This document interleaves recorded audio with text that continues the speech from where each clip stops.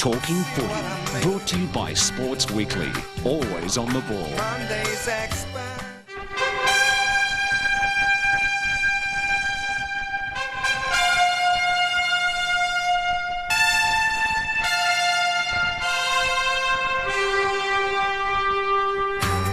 This man is the greatest living goal kicker in league history.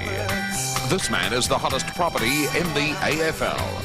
And this man is waiting in the wings to grab his godlike mantle. Dunstall, Ablett, Carey. And they all have one thing in common. They are managed by this man. Tonight, Ricky Nixon will be Talking Footy. Hello, welcome once again to Talking Footy on the 7 Network right around Australia. Looking forward to talking to Ricky Nixon very shortly. But let's start by introducing Mike Sheehan and Malcolm Blight. As always, it's great to see both of you. How are you going, Malcolm? Good, Bruce. Terrific. That's great. And Mike? Same, Bruce. Thank you. Exactly the same as Malcolm tonight. You've never been exactly the same as Malcolm. What about the Tribunal? A good result, I guess, from Richmond's point of view, and also from North Melbourne's point of view. Wayne Schwass, in this incident on Friday night against Matthew Phoebe, had his case withdrawn today, and Nick Daffy, in fact, you'll see Schwass's face in a moment, it wasn't his best night Friday night. He'd obviously had a pretty hard week getting up and trying to make it fit, and Nick Daffy, for this incident with Robert Harvey, alleged trip, also had his charge withdrawn. So good news for the Tigers, who play Hawthorn on Friday night. Not such good news, maybe, for the Saints, because Glenn Coghlan, who's been a pretty promising player in his first year, has been put up on a trial by video for that incident against Chris Bond in the match between St Kilda and Richmond out at Waverley Park. What an upset that was. There are two big upsets on the weekend. As we take a look at the ladder, Carlton in full flight. They've now won 8 in a row. That's the best sequence so far this year. Richmond have won 1 out of their last 5 with a draw. They dropped down to 3rd. North have lost 3 in succession. Footscray have won 5 straight. Melbourne have won 9 out of their last 11. To both Mike and Malcolm, will the 8 remain as it is at the end of the season? I think it will, Bruce. I'm pretty confident now that Melbourne will hang on. I think Footscray will, but Melbourne still have a tough draw, but I'm sure that 2 games plus percentage, it's just too far, isn't it? Yeah, I think the 8 best sides are in the 8 at the moment. And it's interesting, we've been talking about the inequities in the draw, yet unless there's something dramatic happens, none of the sides out of the 8 will have anything to complain about. Tell us about Carlton, because you're interested in a statistic from their game with Fitzroy. Well, I can never remember an AFL team having 414 possessions in a game of football, which was 150 odd more than Fitzroy had. It's just, I've never known such a lopsided statistical review of a match. No, and actually, I saw David Parkin's comment too that said that you get bad habits when you do that. When the game was so easy and no pressure, obviously players probably just start to finesse with the ball. And you prefer that not to happen. And there's another thing that none of us would like to see about Bernie Quinlan admitting that he can see defeat in the eyes of his players, and I think that was a very sad admission. That, you know, you can tell that there's just a look about the place that's not healthy. Yes, to remedy that overnight is not possible. No, it's going to be a long haul, isn't it? Well, big stories today. The first one concerned the club managers who all got together. It was surrounding the proposal that the fees for players rise dramatically next year, from $7,500 minimum up to $22,500 it's been talked about, and from player payments, match payments, from $750 to $1,500. Roger Hampson from the Essendon Football Club was the spokesman for the club managers today, and this was his response after their meeting this afternoon. If you consider that the salary cap has already went up $300,000 in the last year, and it goes up another $300,000 next year, that's a 25% increase in the salary cap in the last 2 years. Now, the ability of all clubs to compete with that in Victoria is becoming increasingly difficult. It's not going to affect the West Coast, who had a profit last year of 3.4, and Adelaide 2.4, and the Dockers, who are expected to make a profit of 1.5 million in their first year. Clubs in Victoria, we're battling all to get to the profits of just Adelaide. That was mid-afternoon. Now, since then, the Players Association have met in Lygon Street in a restaurant. They're still meeting. Mark Beretta from 7 Nightly News is there right now. Mark, what can you tell us from the Players Association meeting tonight? Well, Bruce, at this stage, they've been behind closed doors for just over an hour now. There was some discussion today, as you probably heard earlier on. Ian Collins went across to talk to the club general managers this afternoon. He has since had a meeting, a very brief meeting with Justin Madden, and it seems as though there may have been some sort of compromise being reached at the moment. Now, Justin Madden indicated that before he went behind closed doors. He did say that that would have to receive the approval of the executive, and the executive are currently meeting. As we said, they've been behind closed doors for about an hour now, and all indications seem to be that they'll be there for some time still to come. Mark, I believe that a number of the clubs are not represented tonight on the executive. Yeah, that's true. 10 players on the executive tonight representing 7 clubs. The clubs that are not represented include North Melbourne, Geelong, St Kilda, Fitzroy, and of course the interstate clubs, West Coast, Brisbane, Sydney, Adelaide and Fremantle not represented tonight. Well, Mark, we'll go back to you if we do get a result whilst Talking Footy's going to air. Thanks for that. You're welcome.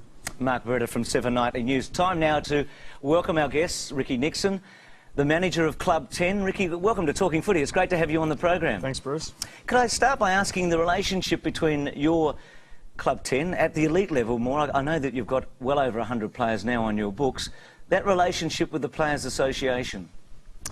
Well, the Players Association are there to look after the needs of all players, and no doubt tonight they're the sort of issues they'll be discussing. What are the needs of all the players collectively? But it's disturbing when 4 or 5 clubs aren't represented tonight, and I'm led to believe that perhaps players weren't even notified of the meeting to as late as sort of 4 or 5 o'clock this afternoon. Ricky, is the Players Association doing the job it was set up to do? Well, it's always been a difficult job in light of the fact that it's a part-time employee who's trying to carry out 3 or 4 jobs at once. And we're talking about Peter Allen. Peter Allen, who's also acting on behalf of the Basketball Association as well, and trying to run a business as well. And it's not an easy job, and particularly in light of the fact that the next 4 or 5 years are an important part of the AFL competition for the players, with a lot of changes happening, pay TV and marketing rights and all those sort of issues. Ricky, I would have thought that with such an important meeting such as this one, that the clubs aren't all represented. I mean, I just can't believe if the players... I think they've got a fair beef too. I think those younger players should get more. Why they're not there? I'm staggered. Well, I know I spoke to 2 club delegates, and I won't name them, but late tonight or 8 o'clock tonight, and they only had messages left this afternoon about the meeting tonight, and I find that pretty poor. Club 10, the high-profile players, we've talked about Ablett and Dunstall, and also Carey at the start of the program. They include Lockett, etc. Guys, who thought of the colours, Ricky, by the way? Don't own up, Ricky. Just looking there, I was just thinking maybe they should play the Victorian side and not the Allies.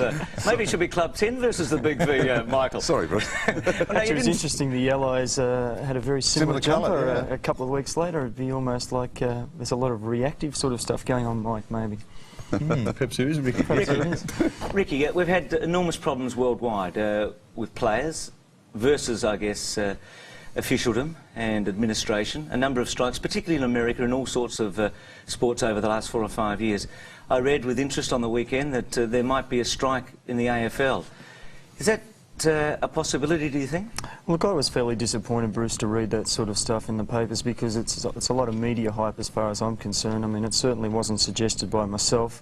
Look, if a player doesn't sign a registration form, he can't play in the competition, but the registration form we're talking about is for next season, and you know, we've got till next April to sort out that issue, hopefully, and no doubt the players who are representing clubs tonight will talk about that issue, but I would imagine that Peter Allen would speak to the absentees, so to speak, tonight, and see what their views from the clubs are as well. Ricky, are the players being looked after? I mean, there's a perception now that they're not, but the average player payment in league football these days is $64,000. Now, that to me seems a pretty healthy return for a game that's only played in Australia, and probably only half of Australia.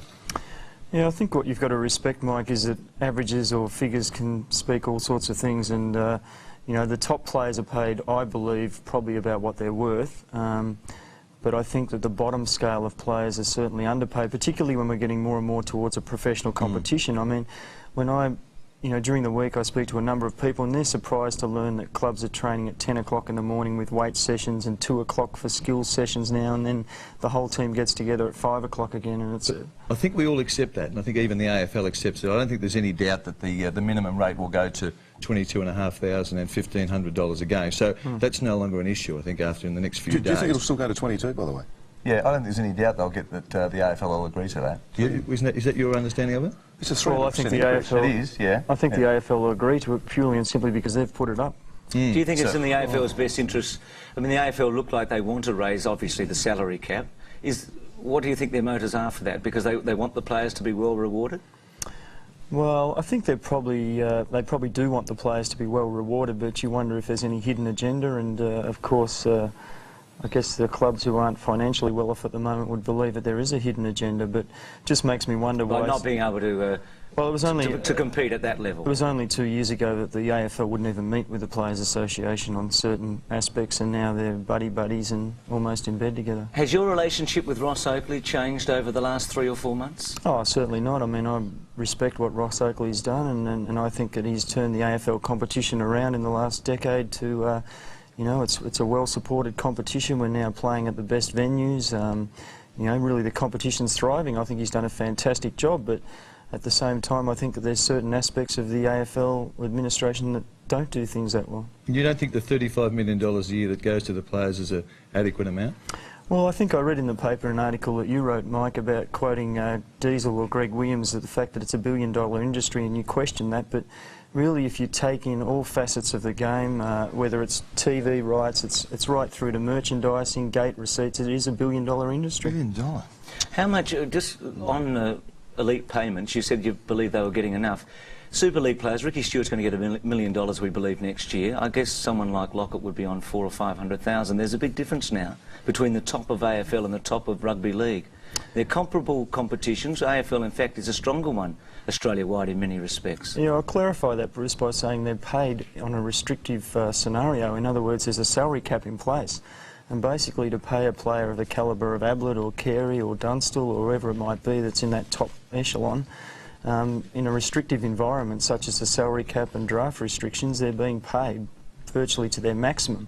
It mightn't be what they're worth, and I'll clarify it in saying that I think they're worth more, but they're being paid only by what they can be paid. Do you expect the salary cap would be challenged in the next few years in a court of law?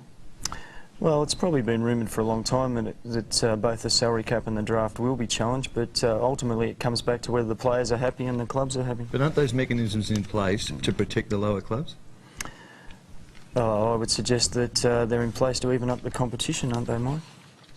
Yeah, and to protect the lower clubs. That's notionally the idea of it. Well, you've only got to look at, I mean, tonight I've been at a function to honour Robert D. Domenico, and he spoke about Hawthorn's reign in the last 13 years and the fact that, you know, now the club faces a real challenge because of the draft and the salary cap. They haven't been able to retain players. They've had to lose players such as Brereton and Ayres in the twilight of their careers because of salary cap problems. And, you know, it's to even up the competition. Now, you'd probably argue that crowds have gone up and, you know, the competition's never been healthier. And is that a reason to bring down the draft and salary cap? Well, we'll leave it at that. Lots more to talk about. And one man in particular who you have a very close association with is Gary Ablett. Let's leave this first segment with Gaz's 100th goal on Saturday. On one knee, hand passes, did well, found Pickering. Brewer back to Couch, who's been superb. His first hand pass of the afternoon. Back to Brewer, who goes looking for and finds Ablett. Now this should be it. So Ablett for the century. He's got it. It's all over. Well, I think he's glad about it.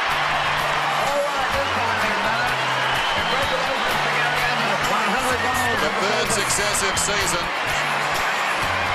Gary Ablett has got the century. And Dennis, he's the oldest ever at 33, and he's the first captain ever to kick 100 goals in a season.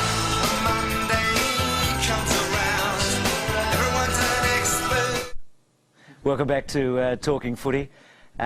Ricky Nixon, when I was doing some research today about his meteoric rise as a manager, I read this article from October last year that Mike Sheehan, who's on this program, had written. It's slightly out of context. It's the first paragraph and the third one. Ricky Nixon was 10 years playing 63 games at AFL level. It is safe to suggest he'll have a far more profound impact on football during the next 10 years.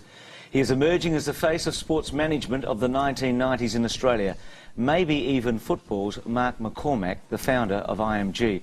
Well, I know that Mark McCormack was offered $1 billion for his company from Phil Knight, who owns Nike. You're in a good spot, I reckon, Ricky. How are you going? Well, I don't know about the $1 billion. I want a bit of it. Take off about 6 zeros, I think. Hang on, there is a bit of a relationship going on here, Mark. That's a fantastic promotion, Mike. You're very good at promoting blokes, aren't you? And getting it right. Early. Very Thanks, good Malcolm. call. Very nice. Excellent. Well, I said to him before, Malcolm, he needs to do the top button and the tie-up if he's going to make himself marketable. You don't market journalists or... Oh, we do look after a few media people, and I mean, actually, we've found in the last 3 or 4 months that football is now 100% of our time, or taking up 100% of our time, which is indicative of the way the game's going now. And we've had to drop, actually, other sports people off our books. Tell us about Gary Ablett a bit, as we look at the goal kickers and see that Gary on 104 for the 3rd time in a row. We know all the records he's breaking. Rocker, Lockett, Lyon. I've got a feeling Lyon will kick 100 this year. If they play 2 finals, I think he can make it. Lowe and Dunstall. It's interesting that a lot of those players, you obviously like goal kickers, are on Club 10. It says something about the fame of goal kickers in our game. On Saturday, when Gary arrived at the ground in preparation for the big day, it was interesting. When I was in Chicago, lucky enough to have a chat to Michael Jordan a couple of years ago, he's driven right up to the gate. The door's open for him, he walks straight through. There's no contact with anybody. I mean, Gary looks pretty relaxed about it all, and then the big occasion. Have you had a chance to chat to him about the day and the build-up and how he feels about all of it? Well, it's certainly interesting on Friday night. I'd probably spoken to him 4 or 5 times on the phone during the day about business matters, and then it just dawned on me that I didn't wish him luck for the following day. And I phoned him and something that does. Yeah, and phoned him probably about 7 o'clock and said, you know, good luck tomorrow. I hope you get the 3 goals. And his first comment was, oh, well, you've got to rely on the team, and it's a team game. And I've got no doubt that Gary Ablett is just enjoying his football. And he's one of the most relaxed people or players playing the game. He just enjoys playing. And I think that that's one of the reasons that he's got that longevity about his career, and that he just enjoys playing the game. What sort of business matters would you discuss with him on the day before a game? I mean, you mentioned 4 or 5. Give us 1 or 2. Well, he's in huge demand. We'd get, you know, anything up to 10 phone calls a day for Gary, and the mail is just astronomical, and Geelong Football Club would testify to that. I mean, I think 3 weeks after last year's grand final, they had a huge cardboard box that would have had 1,000 letters in it, and he's just so popular across Australia. He outsells Michael Jordan in memorabilia. You know, the sort of calls we'd expect to get just appearances through to endorsements. He just, believe it or not, he did his first endorsement for Nestle last October. 10 years of league football, did his first endorsement, and it was a huge success. They turned over more Milo tins than they've ever sold in their career, I think, in Australia. Can I just take that 1 step further? We're talking about before, and maybe the AFL being seen to take too much out of what rightfully belongs to the players, in your view. As I understand it, Gary Ablett's video last year earned him $120,000, and that was done in conjunction with the AFL, is that correct? It was done, yeah, by the AFL licensee, certainly, and the AFL licensee pays a royalty to the AFL, of which the player gets nothing. But he got 120 grand out of that video. No, that's quite incorrect to say that he got 120 grand. Gary Ablett, the Ablett video was actually done 2 years ago, and he's only been paid his first cheque this year for the video, and I can tell you it was nowhere near $100,000. How does he... we'll have a look at his press conference after the game. Malcolm, you've obviously known him pretty well too, having coached him for half a dozen years. This was Gary after the game, and Dipper did the interview for 7 Sport. I would have liked to have got it over last week, got it over and done with, but that's football, and so I'm just glad it's you know, out the way now. Very relieved when you kicked the 100 today. Yeah, I was. After missing 3 there in the second term, I was very relieved to get it over and done with early in the 3rd quarter. Is he becoming more comfortable with all of that? I think he is, Bruce, but I mean, you know, I think I've only known him for a short period of time. Possibly 18 months ago he came to us, and you know, the thing I guess that I've become accustomed to now is that we're not Gary Ablett, and I think everybody expects things of Gary Ablett. I think we expect him to come onto TV shows and present himself and give interviews, and in the end, surely it's up to the individual, and we can't demand that they do certain things. And look, Gary's starting to open up a little bit. I mean, he went to Traralgon and Sale last week, and 5,000 people respectively, each venue, turned up at shopping centres to see him.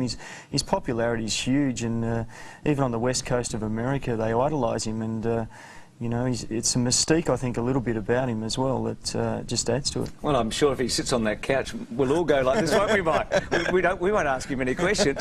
And you talked about memorabilia a moment ago and Michael Jordan. The number 5 at Geelong, I know the clubs haven't retired numbers too often. Or, I mean, do you think this will be retired at the end of Gary's career? I think most clubs probably attempt to do that at some stage, Bruce, but I was talking to Mike earlier, and unfortunately you end up with 48. The next bloke that comes on your list gets number 48, and it's pretty hard to retire jumpers. There's been some fantastic players over the years, but I'm sure they'll put it away for a little while.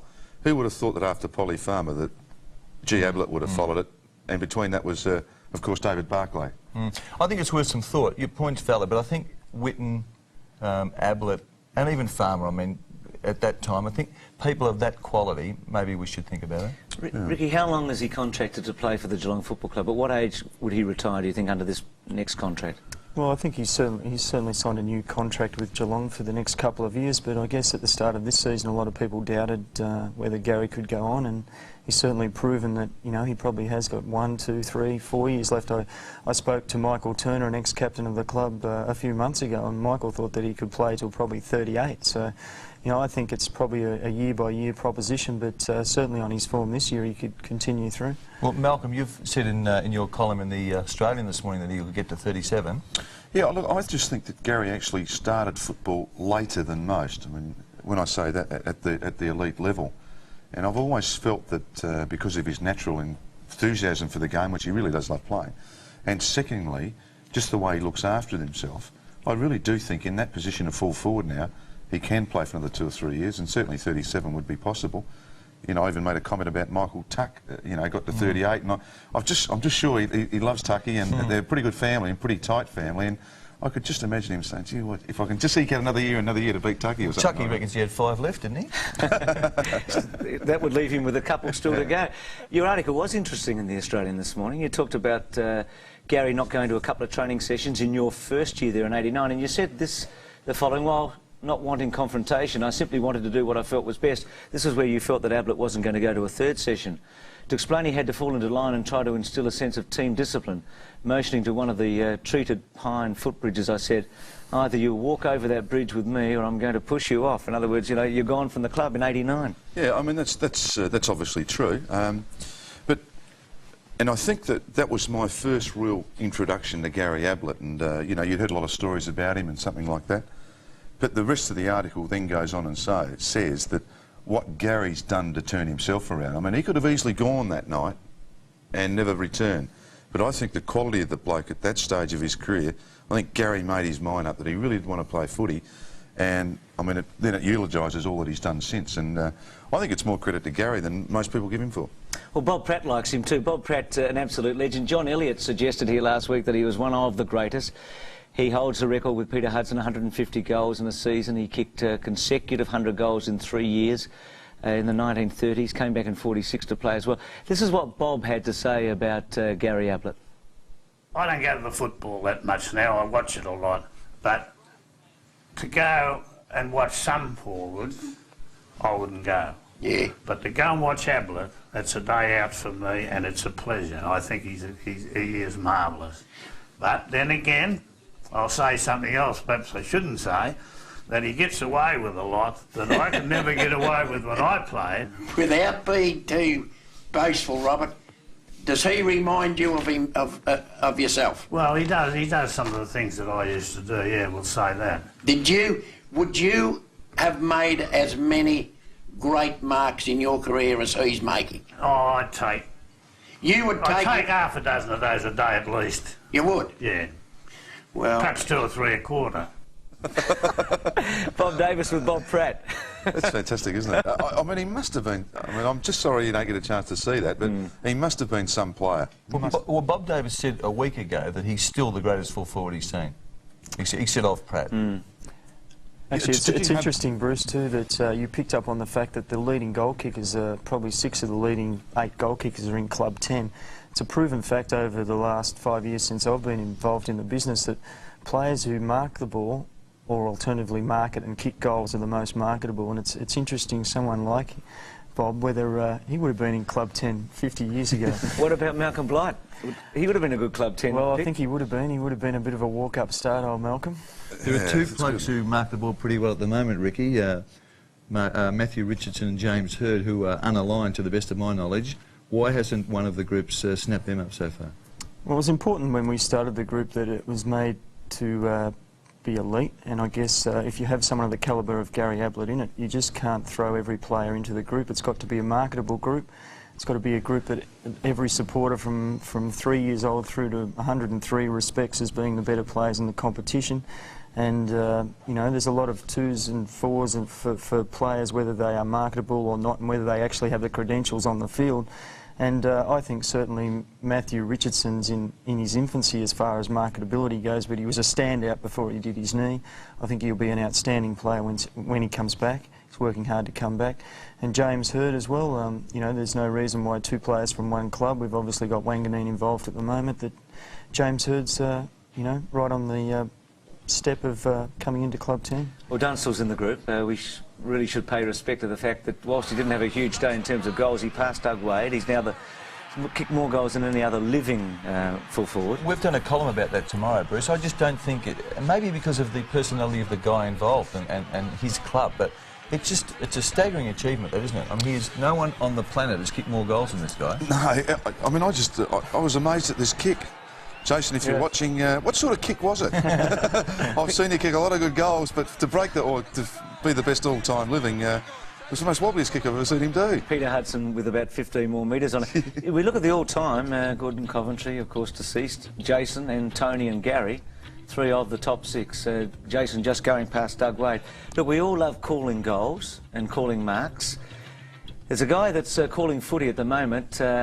He's a Latin. He calls in the United States. I think the AFL are going to try and get him out this year for the final series. He was doing a game not too long ago, not this season, but between Geelong and Hawthorn at Kardinia Park. He's a pretty good commentator. Listen to this. Jugador de apoyo muy hábil y versátil. Continúa la acción. El balón frente al gol. Ablett con la patada. Media vuelta. ¡Sí, señor! ¡Gol! Para Gary Ablett. Al ataque Quilón, la entrega por puño por parte de Couch. Continúa el ataque, Hinckley con el balón, largo, largo. Sí, señor, gol para Quilón, gol para Ken Hinckley. Alto, buscando. Cuidado, la patada Couch, alta, buscando. Y no, señor, se desvió. Y recibe el punto de consuelo, el behind. Not bad, is it? Geelong.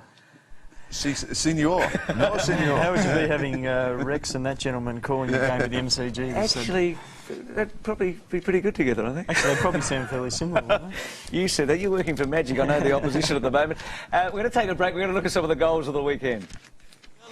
Demon skipper Gary Lyon. Smith goes early over the back. Gary Lyon off the ground.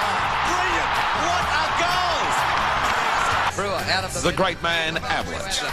Oh, he beats his man Dunkley magnificently. Gary Ablett goes to goal and should kick it. Oh, don't tell me. I think he might have kicked it anyway. The centre and Dean McRae. Carry, McRae judged it well. McRae is away. This should be a goal. He runs to centre half forward. Nobody at home. He goes long and it bounces through. Well worked. Into Somerville. James Hird for the bomb. Towards the half forward line. Towards full forward. Puts towards goal. Sunk it up the ground by Hird. Great goal by James Hird. Roger Merritt. Playing in front. Look at the pace of Roger. He'll play for another 10 years. Kicks a long bomb. This could bounce. It could skid through. It has. Monday's experts.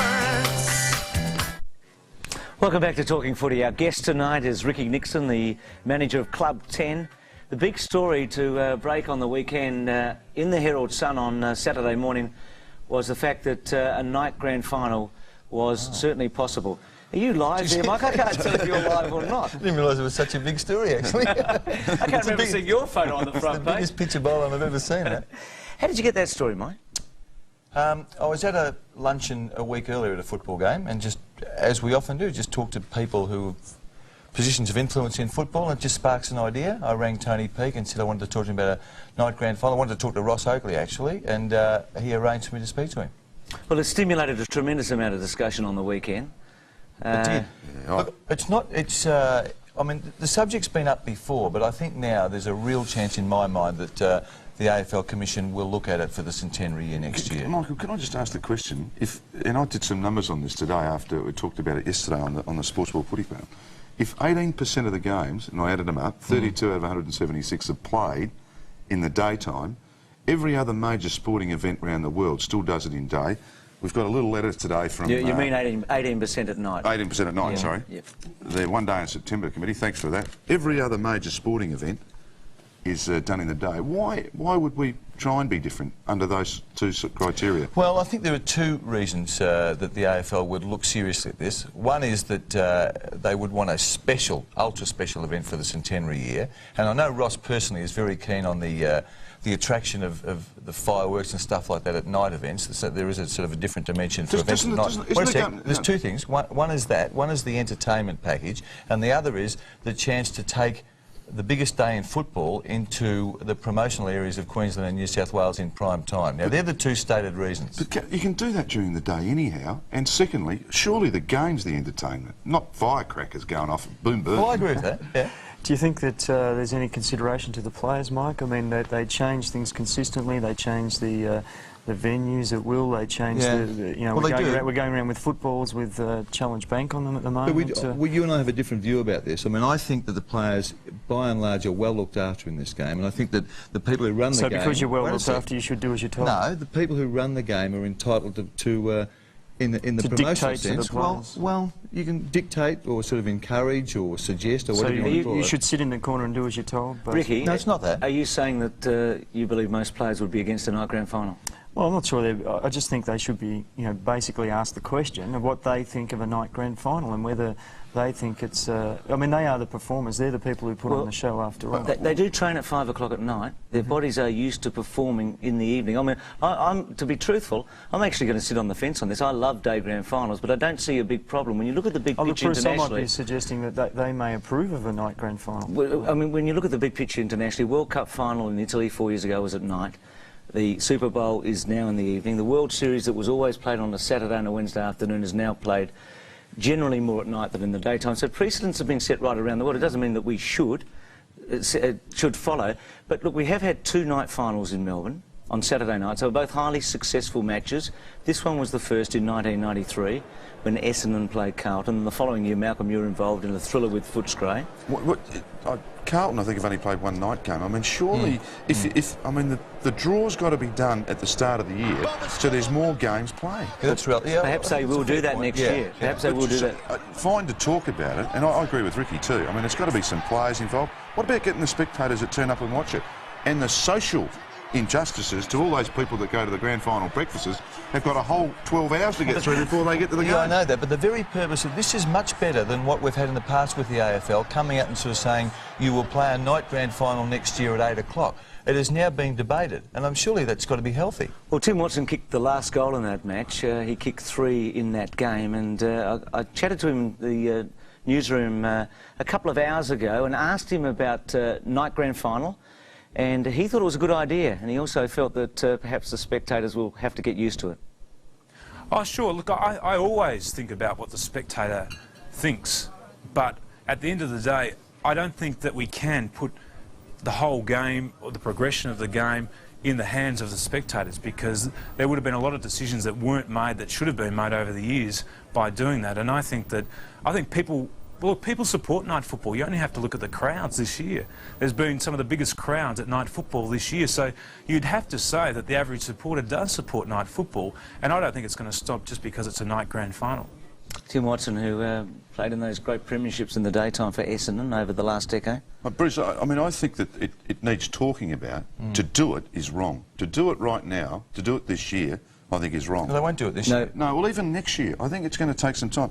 They've got to get the draw right. Surely there's more problems in football than whether we play a night grand final or not. Do you think night football affects the results of matches? I think it does. I think it's a different game. I mean, the ball is on the ground a bit more. You do get that dew on the ground. It's a different type of player.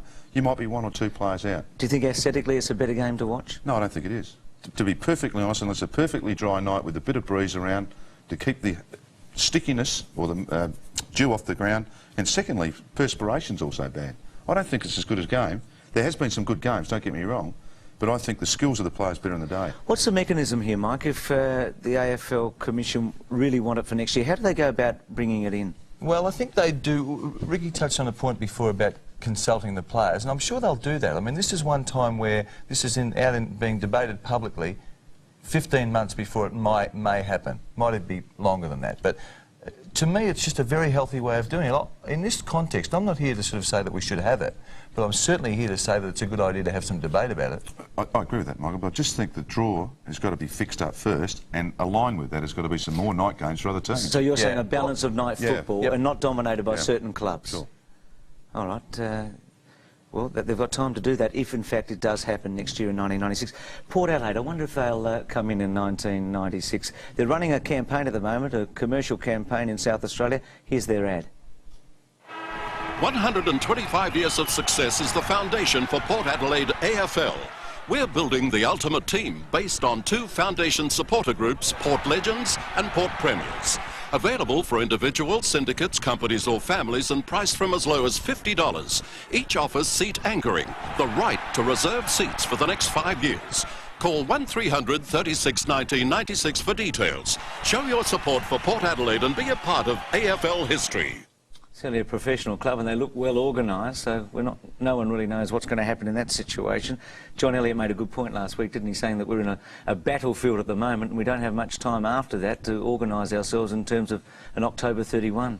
Yeah, certainly, Bruce. I'd have to say they're a little bit more advanced than Fremantle were at the same time. Probably the only difference is that Fremantle had the concessional draft picks when quite a number of high-profile or better players were out of contract. I think the problem Port Adelaide are going to face is that there's not a lot of highly credentialed players out of contract this year that are going to be there when they have if they come in and have concessional picks. But they're certainly more advanced than Fremantle were, if it's can be any more daunting than it sounds.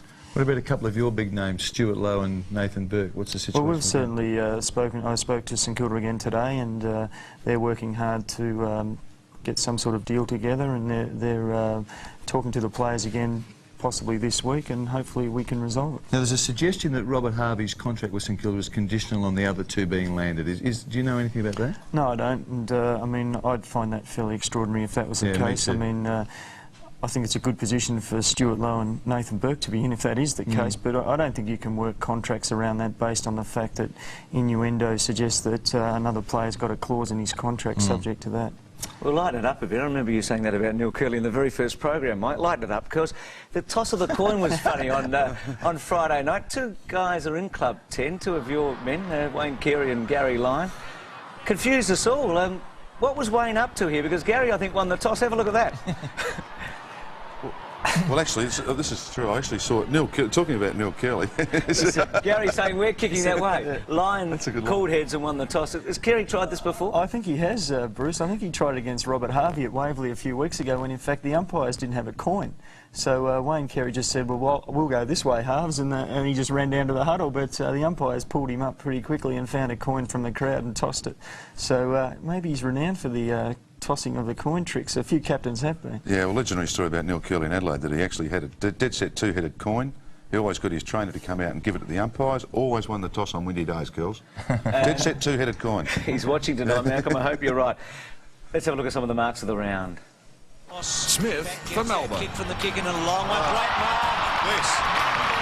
John Barnes, Geelong. Kick inside the 50. Barnes! Hind kick. Voss. Still in the centre. Oh, terrific mark. Voss almost a mark. Turley takes it. Chris Lewis for the Eagles. Step and goal. Guess who? Chris Lewis. Monday's experts. Once again, welcome back to Talking Footy. Mike Sheehan, Malcolm Blight, Ricky Nixon tonight. And I know, Mike, you were pretty excited about a couple of the goals you saw over the weekend. Well, I don't know if I was all that excited, Bruce. I was talking about the way in which Gary Lyon and Robert Harvey kicked goals, and it was the second week in a row that I'd seen Lyon just use his natural right foot, almost, to my mind, deliberately, rather than risk. And he's good enough, I know, to use his left foot, but again here in the Harvey case, they've used their natural foot. Now, I just wondered what Malcolm's views were about whether there's a new way of kicking goals evolving amongst these blokes. Well, look, I do think you're right, Mike. I think the bloke's skills are better. But sometimes when you get into a gait of running, you just feel natural as the ball hits. So what you do, your mind just reacts to it under pressure. Both of them under pressure, and you just actually do that, kick the ball on the outside of your foot. I think it's been going a long time. I think what's happening now is blokes are getting better at it. Do you think we'll see more of it in field play, Malcolm, where they're using the check side type of kick? Well, I think so. I mean, it's basically, as I said, once you get into that gate and you feel a body coming at you, you quickly throw it onto your boot. But Harvey's was clearly a deliberate choice to do that. Oh, yeah. He got clear. Yeah, a lot of players have done that. In fact, I can remember getting dragged for doing one of those a few years ago, kicking a left foot from the boundary line, left foot check side, and that was a no-no in those days. Actually, Malcolm, I noticed a change in Harvey's game on the weekend in that he certainly attempted to kick goals on the weekend. I think he kicked 2 from memory, and he certainly made an attempt to get around opponents probably from 70 out and avoid the low lead and actually kick for goal. And there's no doubt that Elves has probably said to Rob Harvey, you've got to kick goals as a ruck rover. You can get 30 to 40 possessions. We know he's an outstanding player, but he certainly could be a goal kicker now for St Kilda, which is great. Yeah, I think it's a fair point too. I noticed Michael Long again on the weekend doing the same thing, Ricky. He's actually now shooting for goal from 30 metres out, which is terrific. Adds another dimension to him. Well, it does. What about Brisbane last night? It was one of the big upsets in Adelaide. It was an awful night for footy, but they did it very, very well. This was symbolic. I mean, McRae beaten in the one and then cuts it off, and Fletcher to kick a goal. And the camaraderie between Robert Walls and his players last night was very evident, and the camaraderie between the players as a group. I mean, look at this at three-quarter time. Tremendous football shot, that. It's actually one of your worst fears as a coach, going out three-quarter time, except when you're down. That's the worst feeling, and getting rained upon. I just bring up, yeah, they really are a happy lot, aren't they? Look at, you see Lawrence and Voss here. This is the beauty. Look at the two boys, the two kids. Just practice a bit. What is this? I mean, suddenly the job next year, after 5 great quarters of football, becomes more attractive. Yeah, I know that five quarters don't make a season, but I thought that, I mean, I would have loved to have seen Robert Walls to stay on a year, to be honest, just to finish it off. You can just feel something's almost about to happen. We spoke to Ross Lyon on the radio on the weekend. He's very excited about next year, considering their injuries, and I think it's a plum job for any coach who comes in. All right. Let's go back to Lygon Street. Mark Beretta's in. I believe we have Justin Madden. Has the players' meeting broken up, has it, Mark? Yes, it certainly has, Bruce. Justin Madden has had the players, or the executive, behind closed doors for just over 2 hours. And Justin, many developments so far tonight. I guess the first one to start with is base salaries for players. Where do we stand with that at the moment?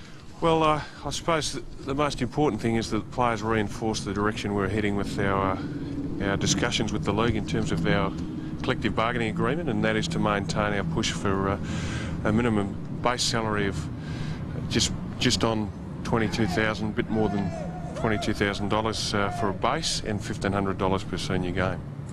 So on top of that too, I mean, with so many issues talked about tonight, we also had the issue of the players and their images and likenesses being used. What was the outcome on that, Justin? Yeah, once again, the players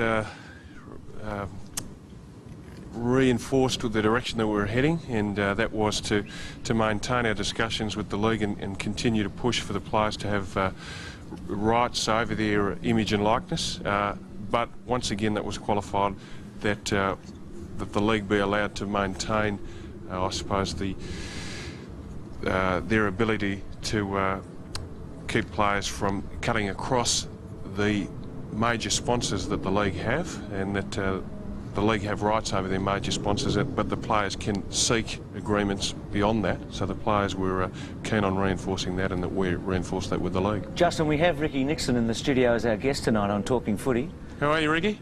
Good, thanks, Justin. It's very important, I feel, that the players make these decisions, and I'm glad tonight that the Players Association has met with the players, because it's really the players who have got to really stand up now and make these decisions. And can you just let us know what players what group of players were there, and how important it is to have them there making these decisions? Yeah, we had most of the delegates there tonight, and we had a number of delegates who had been briefed, the interstate delegates briefed beforehand, and they they fixed over their proxy voting for tonight.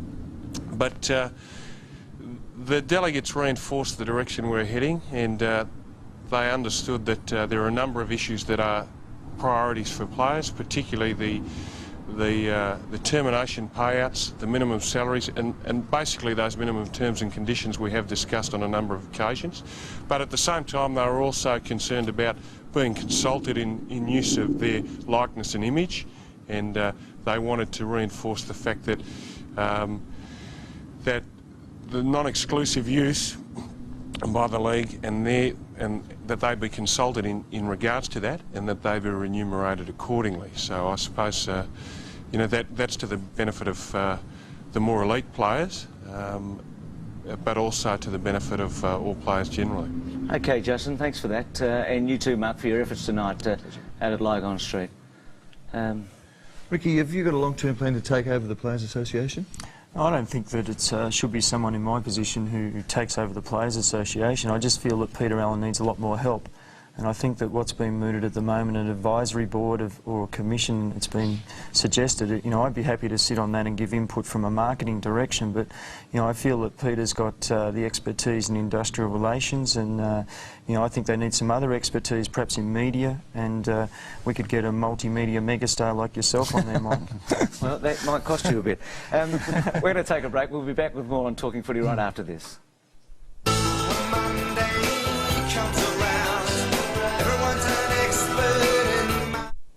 This book will be launched on Thursday by John Elliott, called Diesel, the Greg Williams story. Greg talks a bit about Ricky Nixon in this book because he started his football career with him, and we asked him today a little bit about Ricky. He said he was a very fine footballer and he had other attributes as a young man. I remember when Ricky was young, he always loved to wheel and deal, and one weekend during the footy season when we were juniors, he organised a snow trip up the snow, and he charged us all about $100 each for a seat in this bus, and I think the bus cost him $10 a seat, and he's obviously made about $90 a seat on about 40 people, so that's the sort of bloke Ricky is. Actually, you wouldn't believe it, I did a contra deal on the bus, I got it for nothing. The good thing, Ricky, it was a snow trip going to the snow. You got it right. Look, after tonight, I just think you and Ross are the best of friends. We got it all wrong, didn't we, Mike? We did, yep. Totally misunderstood the situation. Thanks for coming in. And Michael and Malcolm, I'll be away for a couple of weeks. Sandy will be in the chair. I'll be at the World Athletics Championships, but I'll be tuning into Talking Footy somewhere, somehow in Gothenburg next Monday night. Hope you can join the boys then. Monday's experts, they always know what's cooking, how the game was lost and how it could have been won. When Monday comes around, everyone's an expert in my town. Monday's experts. And Gary Ablett has left the arena. Monday's experts. This has been a 7 Sports production. Monday's experts. Talking Footy, brought to you by Sports Weekly. Always on the ball. Monday's experts.